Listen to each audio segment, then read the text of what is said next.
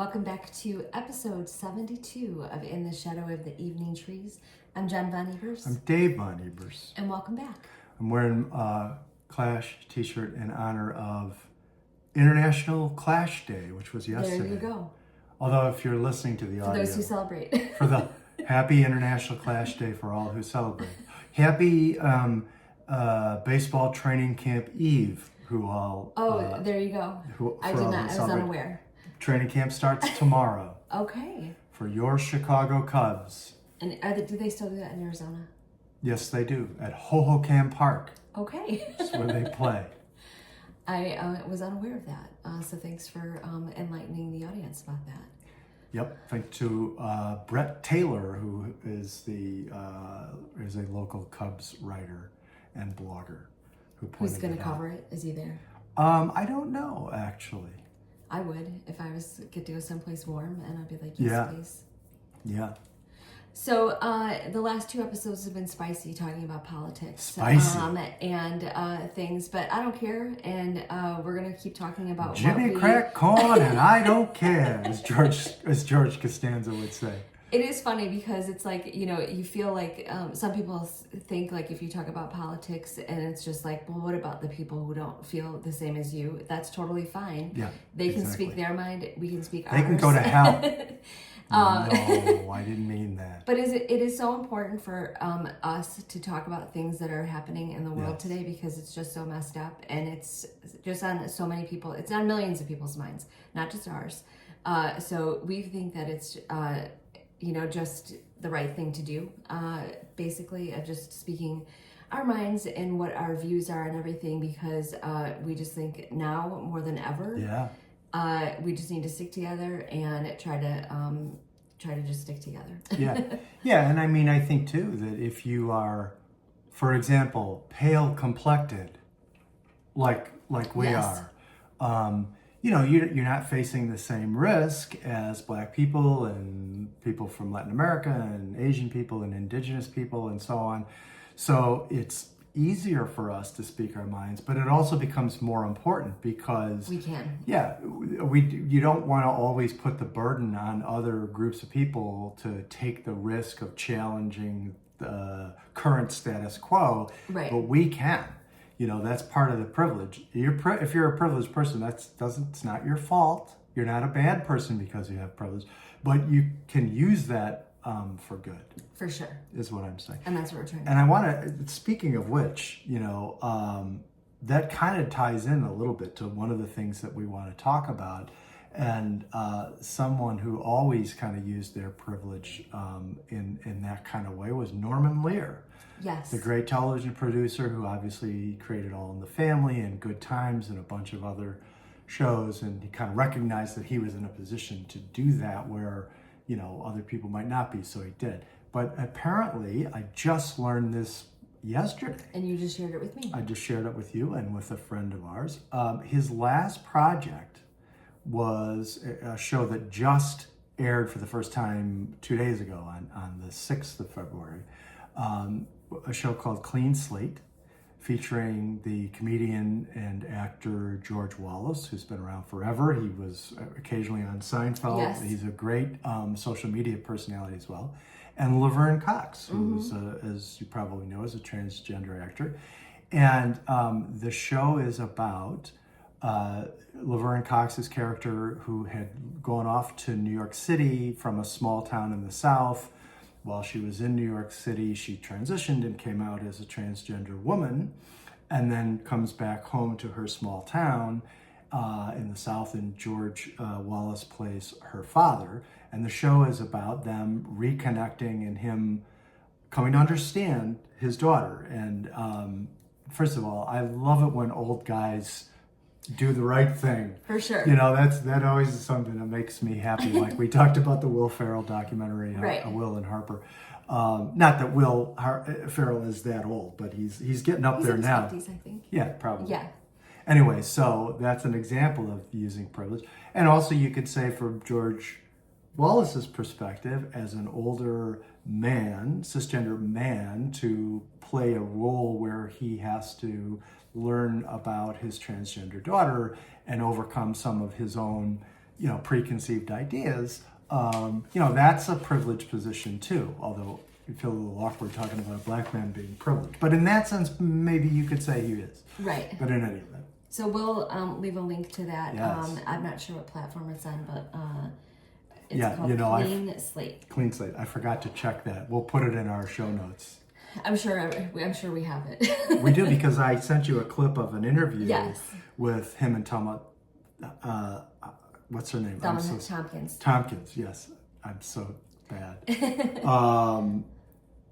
Hopkins. Yeah. Yes. Sorry. Should we pause? Should we start over? That's okay. We're gonna keep. We're just gonna keep rolling. Keep running. We'll edit all this out. But we definitely are gonna check it out and watch it, and we encourage you to do that too. Which also kind of ties into this episode that we wanted to talk about is all the things that are happening in the transgender community. We've mentioned it before, but if you don't know, our oldest daughter Emma is transgender. Their partner Ripley is transgender. We have family members who are transgender in our extended family. And so the things that have been happening in the White House of just basically saying that there's only two genders, male and female, nothing else will be recognized, no non-binary, no transgender people, is just so hurtful to so many people. And it's just another example of somebody at the top with no empathy, they don't know about it. And sometimes I think the general public may not know a lot about the transgender community and things like that. So we thought we would take this episode to just answer frequently asked questions. Yeah, and I think, as you can tell if you've listened to a lot of our more recent episodes, some of us are kind of opinionated. No, that's not right. For those listening, he was pointing to me. I'm the opinionated one. Let's be honest. Mm-hmm. But, it doesn't always help to lecture people and wag your finger. And one of the things, thinking about the George Wallace show, thinking about, for example, a friend of mine who has a transgender son who's also, my age, we're old people, thinking about how, there's a lot you can learn as you get older if you're willing to learn and actually just keep an open mind and don't just assume you know everything. And so in that spirit, I think what we want to do is, rather than lecturing and wagging your fingers, not that I want to go back to lecturing and finger wagging as soon as humanly possible. But I do think it's worthwhile to sort of try to have a conversation with people. Yes. And say, you know what, if you don't know everything, if you don't understand anything, if you're confused, that's actually okay, because that's how you learn, as long as you're willing to accept the fact, that you don't know everything and other people have different life experiences, and it's worthwhile listening and learning. And I think that's what we've done, because I will be the first to admit, I grew up in the 60s and 70s. I was not an enlightened person in a lot of ways. It took a long time for me to understand things. So I'm not judging anybody if you don't fully understand things, like our cat who's crying outside the door right we may now. Have to open the door. We may have to open the door. But it's okay, to not know everything, to be uncertain about things, as long as you're willing to kind of learn. I guess that's what I would say. Yes. And I think I'm going to let the cat in. We're going to let the cat in, so I will continue while you do that. I'm going to try not to trip and break my neck while I do that.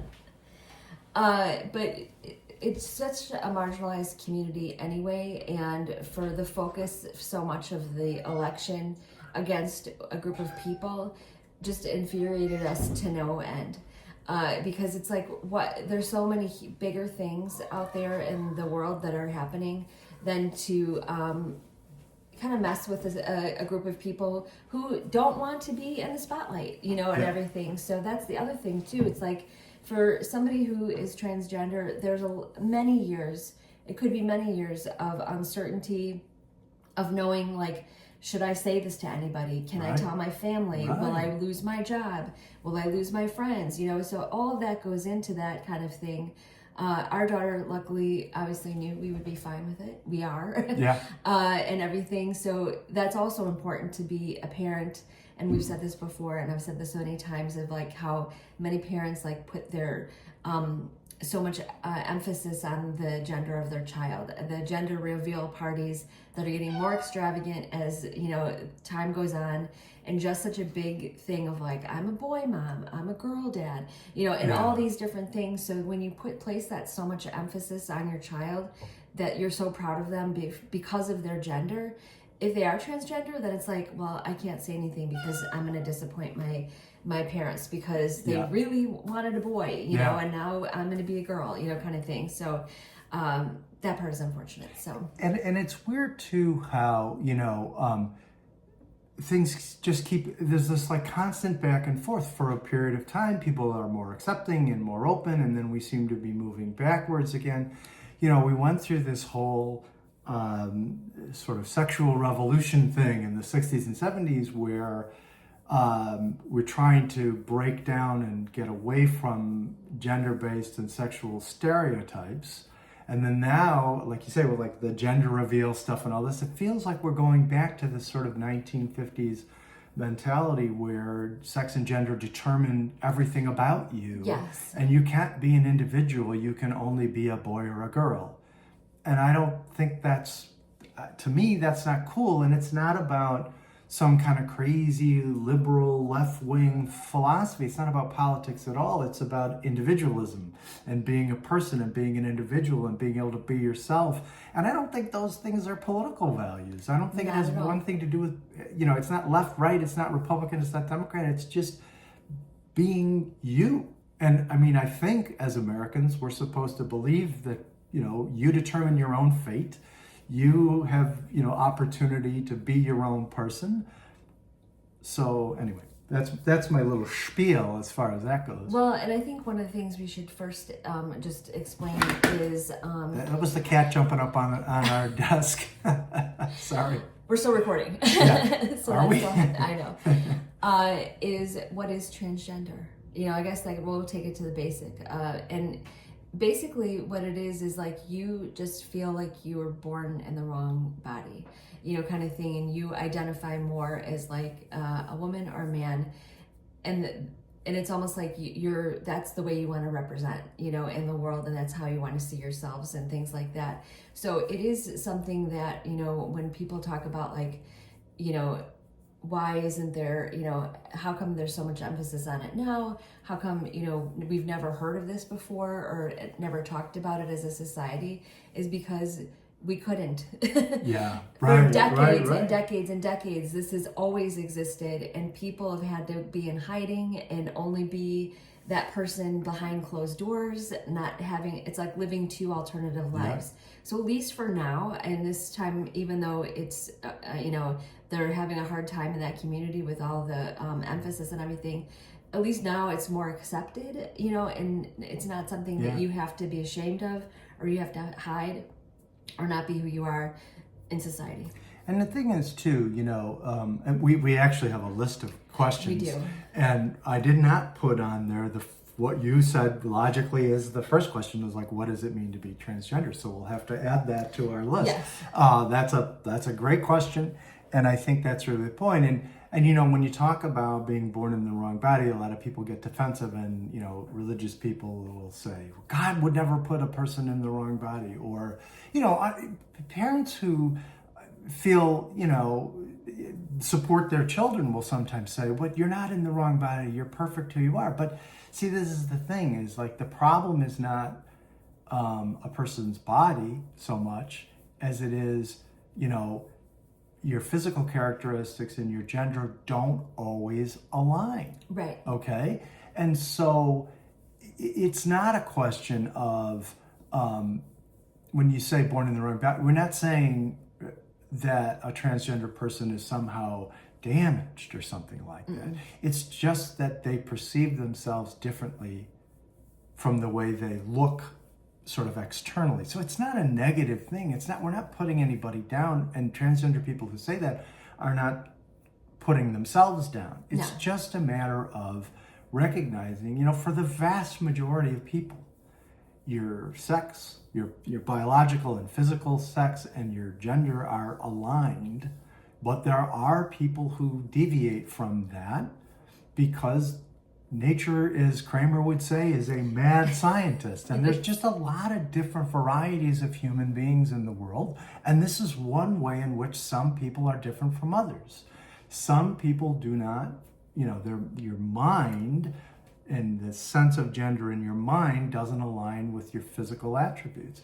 And, a person might say, well, I don't really care about my physical attributes. It is what it is. That's just how I am. That's okay too, right? For sure. And there are non-binary people who say, I don't really feel male or female, or I feel a little bit of this and a little bit of that, or whatever, or I feel fluid. That's okay. It doesn't, that's not like a value judgment on that person. That's just who they are. And it really shouldn't be that difficult, I think, for us, those of us who haven't had that experience, to just say, oh, okay, well, that's something that's different from how I go through life, how I've experienced life, but it isn't positive or negative or good or bad. It just is. And the thing that drives me insane about all of this is that why can't somebody be who they are? There's so much of of you can't do this, you can't do that. And I almost equate it to saying that to anybody in any capacity, to say like, well, you shouldn't be a maid, or you shouldn't be somebody who is a construction worker because you're a woman, or, just telling anybody in their life that you shouldn't do something because of X, Y, and Z. And it's like, if somebody, that's their life, let them be who they are, and embrace them and enjoy them for who they are, because that's what's important. And being, what am I trying to say, is supporting and, just recognizing that that's who they are, and that's okay. That's right. So let's walk through some of the questions we think are kind of like typical questions that people have about transgender people. And we may not get through all the questions that we came up with, but we talked about the first thing, what does it mean to be transgender, which kind of leads to maybe the second question on our list, which is, people will often say, according to science, aren't there only two genders and two sexes? And I mean, we can go into this, and there's a really, really good Scientific American article on this exact topic that we'll link to. But the answer turns out to be no. And I don't want to speak for the both of us, but I understand, it's easy to understand why people think this. For one thing, like we said before, I mean, most of us, live and think of ourselves the way we were, sort of identified on our birth certificate when we were first born. Your sex characteristics are what they are, and your mentality sort of aligns with them and whatever. But that it's way more complicated than that. And we're all taught about sex and gender that way from the time we're very young. But the science is way more complicated. In fact, as this article talks about, everybody seems to think that your sexual characteristics, your physical characteristics, are automatically tied to whether you have two X chromosomes or an X and a Y chromosome. Turns out that's not the case. That's true for most people. But the X and Y chromosomes are not the ones that necessarily determine every single manifestation of your physical sex. And a person could have two X chromosomes, but have male characteristics. Not necessarily, we're not talking even about people who are intersex. That is the reality. Or you can have an X and a Y chromosome and have some female physical attributes, because there are other processes in the body as an embryo develops that trigger development of different things. It's not as simple as saying XX automatically means you will have only female characteristics and you won't have facial hair and all that sort of thing. And XY automatically means you will have, male characteristics and so forth. It's much more complicated than that. So even in the most basic level, when you say there are only two sexes and it's all XX and XY, nope, it's not. It's actually more complicated than that. And it's okay for us to have been under the misapprehension that that's the case, because we're all taught that, and most of us experience that in our lives. But that doesn't, our science doesn't care about our feelings. Yeah. And science doesn't vary depending on what you were taught in, elementary school or high school. it is what it is, and scientists continue to study and continue to evolve. So it's not a judgment when I tell you you're wrong, but the truth is you're wrong. But that's the kind of thing. You got to kind of open your mind up and read up on it, because it's way more complicated than that. And that's the thing, I think, is everyone just has to be a little bit more open to different lifestyles, different people in the world that are different than themselves. And that's just part of life. Right. And the more that you can educate yourself about different walks of life in any capacity is just going to make you a better person, because then you realize that there are so many different variances from everybody. And also, I want to say, and it's almost like going back to, like, when you're little, it's like, treat others how you want to be treated. And that's the thing that is missing here. For a lot of this, it's like the viciousness, all these lawsuits, that you've mentioned all over the world, the United States, that are preventing trans people from getting health care, for example, in your state. And then all of a sudden you're like, what are you supposed to do about that? So I think that's just like going back to basics, is like treating people how you want to be treated. Right. So I want to jump over one of the questions so we can come back to it. But the third question, or I guess it's really the fourth question on the list that we had come up with.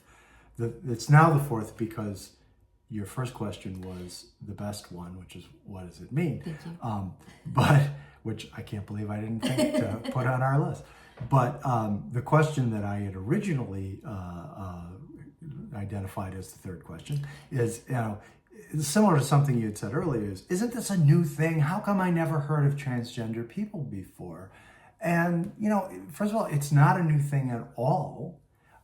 There's a lot of evidence going way back into, ancient history that transgender people not only existed, but lived openly as transgender people. And of course, it varies by culture, and you don't want to oversimplify it. A lot of people have heard the term two-spirit, which in indigenous culture in the Americas can mean a number of different things. It can refer to people who are gay. It can refer to people who are transgender or non-binary. And different nations, indigenous nations, had different concepts about it and treated people a little bit differently. But the point is, even in indigenous cultures going back before Europeans set foot in North America, people recognized that gender wasn't sort of this like immutable characteristic, and that there were people who were different from the sort of the traditional male and female. So it goes back a long time. And there are historical examples of it. So we're from the Chicago area, so I have to point this out. There's a huge Polish population in the Chicago area. One time, I don't know if it's still the case, one time was the largest outside of Warsaw. I think it still is. And it still might be. I mean, and that includes the Chicago area generally, like from Northwest Indiana all the way up to the Wisconsin border. Right. But Kazimierz Pulaski, the father of parent, let's say parent, right, of the American cavalry, had come from Poland, because the Poles had great cavalry soldiers, come from Poland and helped America in the Revolutionary War develop our cavalry. And he's a huge hero in Chicago, not just in the Polish community. In Chicago and Illinois, we actually have a state holiday, Kazimierz Pulaski Day, every March. right. There's a lot of evidence that Kazimierz Pulaski was transgender. And when he was, or I'll say they, because I think that's the easiest pronoun to use for them. When they were in certain situations back home, they would appear as a woman and so forth. So the person who gave birth to the U.S. cavalry was quite possibly transgender. But I mean, even going back to like the 60s and the 70s and the 80s and everything, I mean, you think about the prominence of like androgyny in pop culture. Right. People like David Bowie would perform in a dress or perform in intentionally ambiguous, costumes and so forth. The Rocky Horror Picture Show. I mean, I think we've talked about all these kind of things before, but this was a part of our culture growing up, was that there were not only gay people, but there were people who were who crossed over gender lines or blurred gender lines, or people you thought of as male who presented as female, or thought of as female who presented as male.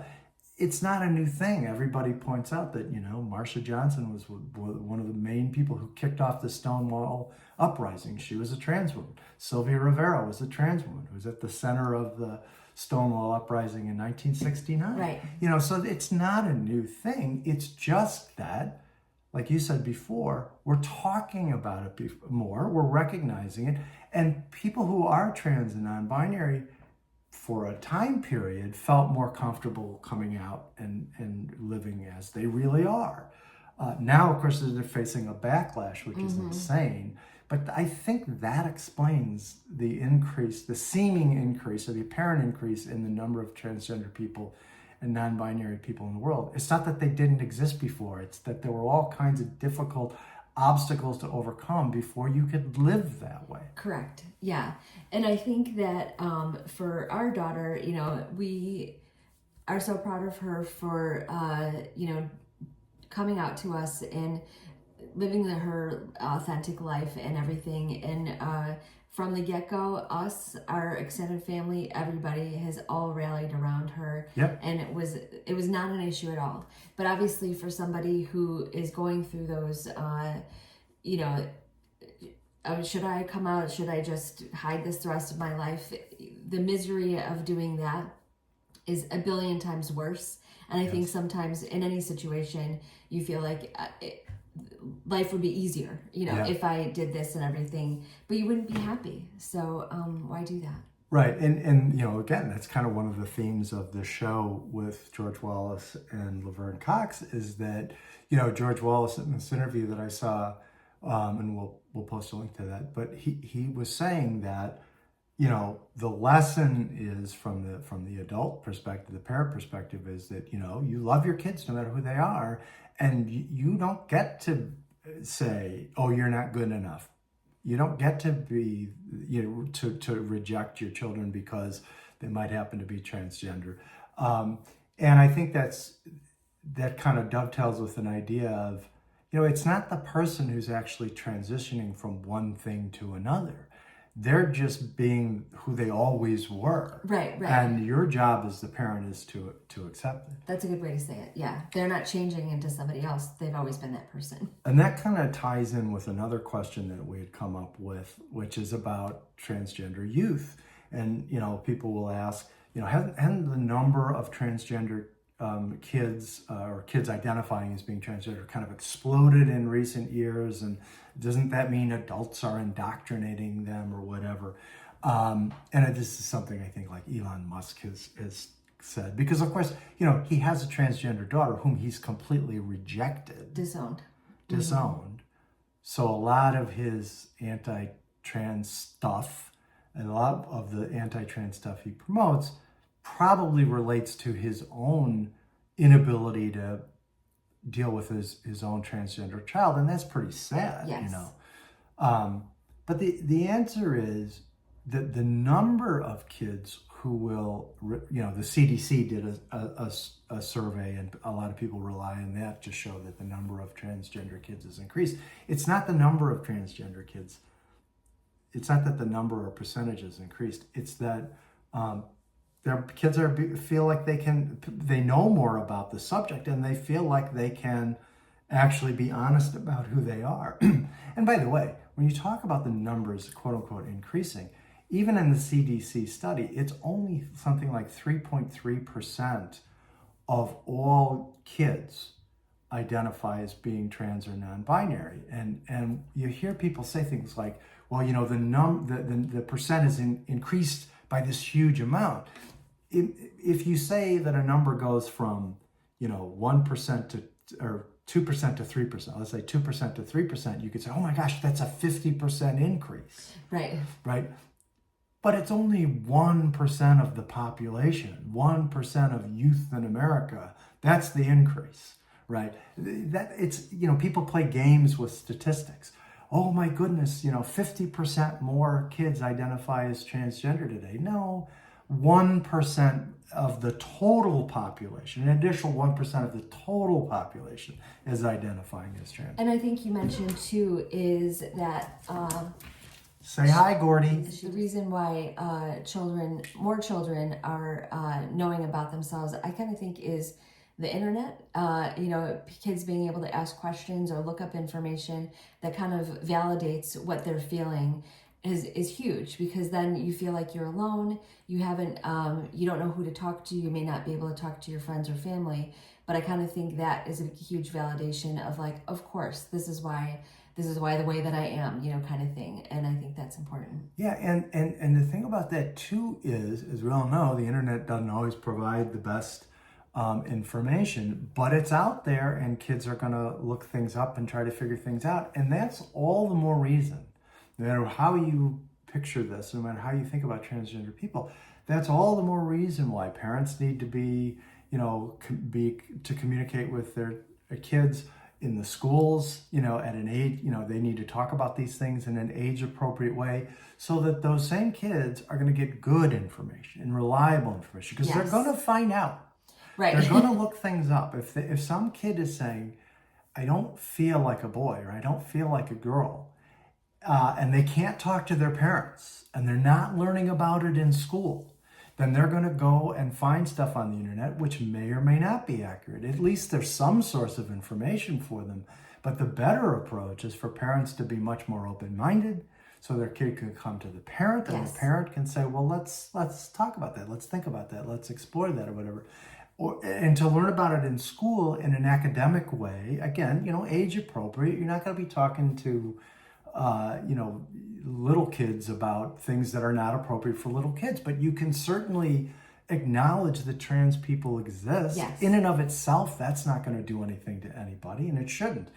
But it's great that the internet exists and that there's ways for people to get information when they can't get it from their parents or at school. But that really emphasizes the need to have good quality, accurate information, non-judgmental information, coming from parents, coming from teachers, and so forth. So important. So, and that kind of relates to the other question, is that what people will say, adults are indoctrinating children. And again, merely acknowledging that someone exists isn't a form of indoctrination. If you acknowledge to children that there are gay people, that there are bisexual people, that there are transgender and non-binary people, the mere existence of those people is not a form of indoctrination. No, it is not. And it's so ironic that people say that, because we're indoctrinated in the opposite. We're indoctrinated to think everyone's straight. People will say to little kids, "Oh, you're gonna, who's your boyfriend or who's your girlfriend?" When they're little kids, we indoctrinate kids into thinking that they are straight, that everybody's straight. Every boy falls in love with a girl, and they get married, and they have babies and things like that. And I mean, in a sense, it's harmless, because those are our experiences, and I'm certainly not saying we should pretend that straight people don't exist and that straight relationships don't exist. But you can't assume. But and so we're all kind of a product of that indoctrination. Mm-hmm. And I think that's one of the reasons it's hard for us to kind of say, well, no, wait a minute, it's just not that simple. And like you said, kind of expand our thinking.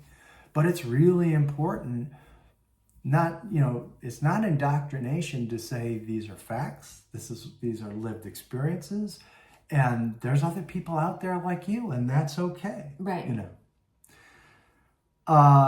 So let's see, on our list of questions, well, since we're talking about kids, maybe let's kind of stick with that theme. One of the questions I had on the list is, what about kids getting gender affirming care? Isn't it dangerous, and won't they regret, like permanent or life altering changes? Now I gotta let the cat out the door, but you can pick up from there. I can. And that's one of the things that has been controversial for a while now, is letting children get hormone blockers, for example, and things like that. And not having the availability to do that, and now in certain states you can't do that.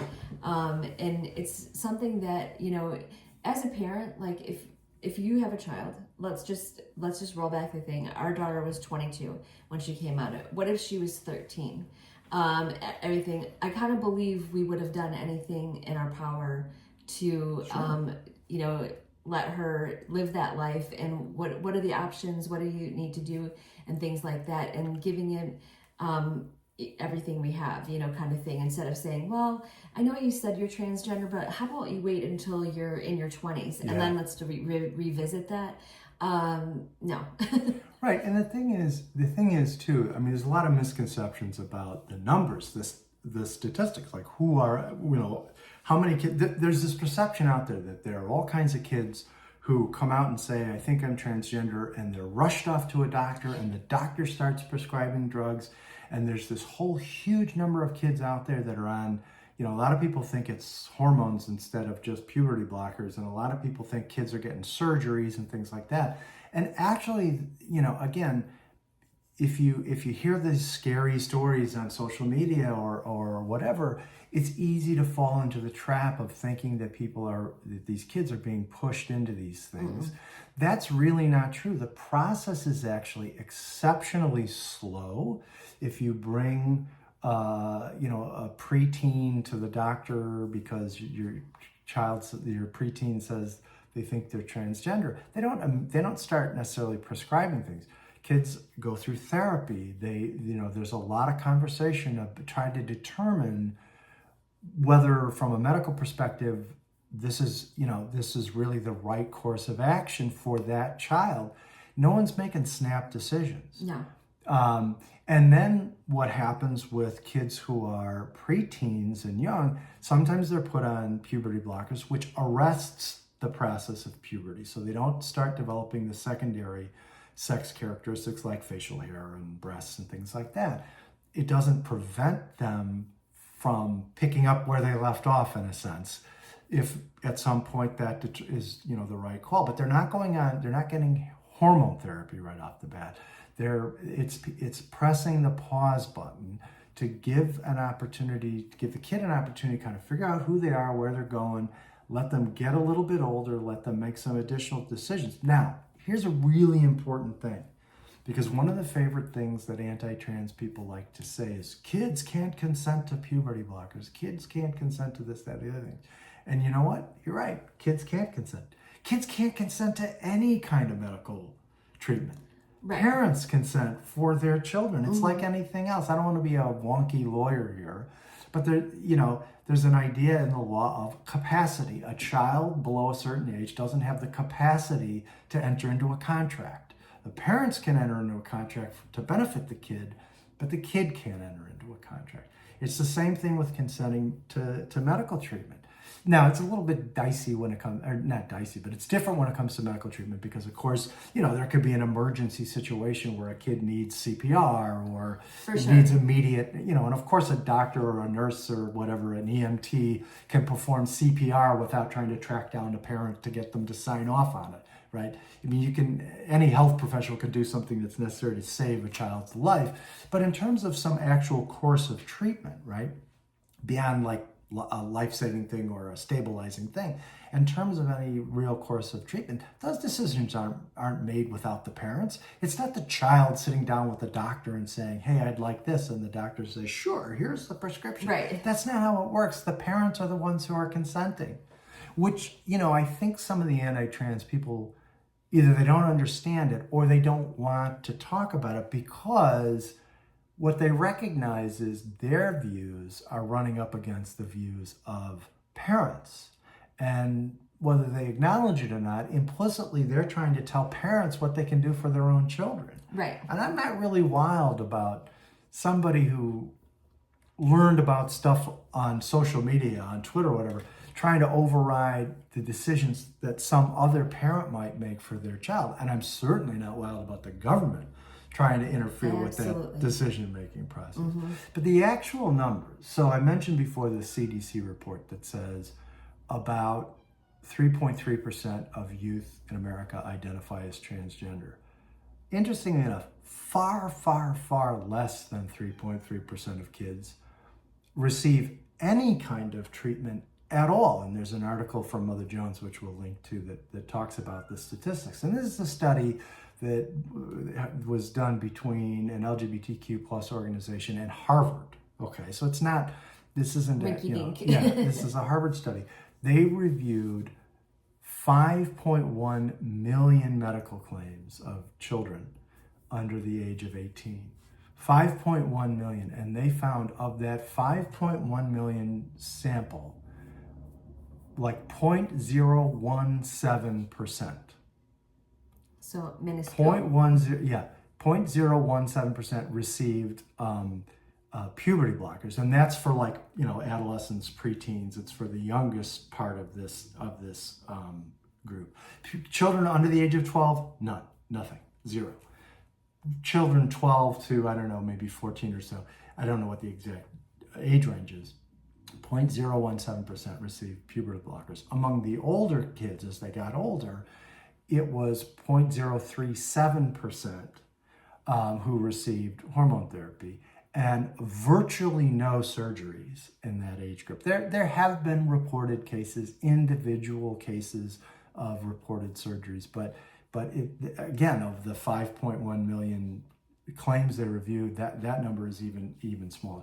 So you're talking about an infinitesimally small number of kids getting these treatments in terms of kids as a whole. But even if you compare the number of kids who get the treatment compared to the number of kids who identify as transgender, that number is very small, right, which tells you nobody's rushing kids into treatment. Yeah. If anything, maybe we're under-treating some of these kids, but that's a decision that parents and doctors and health professionals should make. Not for me, not for you, not for the government, you know. But the numbers are really belie the idea that there's any kind of crisis, that kids are being rushed into it or forced into it. So, again, it helps to really do some research and try to find out these things.